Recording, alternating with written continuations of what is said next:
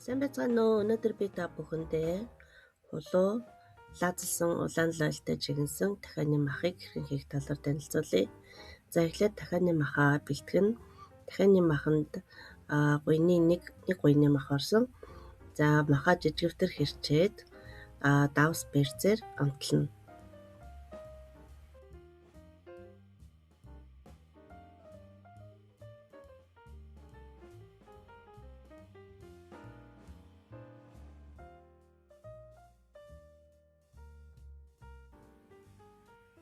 За хайрлан давганда тосоо хийгээд эхлээд махаа хуурна. Махаа бор шаргал болтол нь хуураад тэгээд болоод ирэхээр нь дээрэс нь хоолны цагаан вино том халбгаар хоёрыг хийнэ. Ингээд баг зэрэг хуураад винотоо хуураад тэгээд махаа савнаасаа авна. За ингэхдээ винотой махтай минь хамт гарсан гоё шүүсийг бас хамт аваарай. За ингээд сонгон, сармис, хулуугаа хэрчиж бэлтгэн.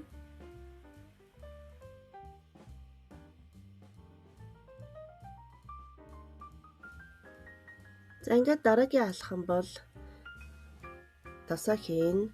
За ингээд сонгон саримсаа сайтар хуурна. Хоолны саваа цэвэрлсэний хэрэггүй мах шарсан хайрлан давганд өргөжлүүлэн хийн.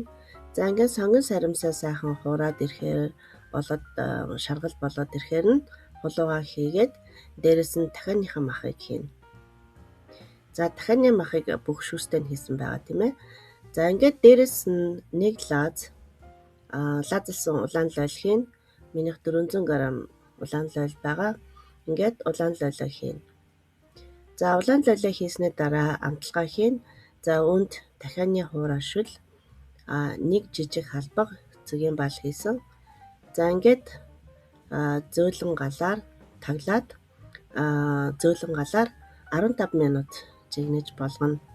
За ингээд 15 минутын дараа маш амттай дахианы улаан лойл хулуутай жигнсэн хоол маань бэлэн болно. Ер нь дахианы мах улаан лойл хоёр маш сайхан цогцдог. За ингээд та бүхэн минь гэрийнхэн болон найз нөхдөд хийгээд далиараа. Анхаарал тавин үзсэнд баярлалаа. Дараагийн бичлэгээр дахин уулзтлаа. Баяртай.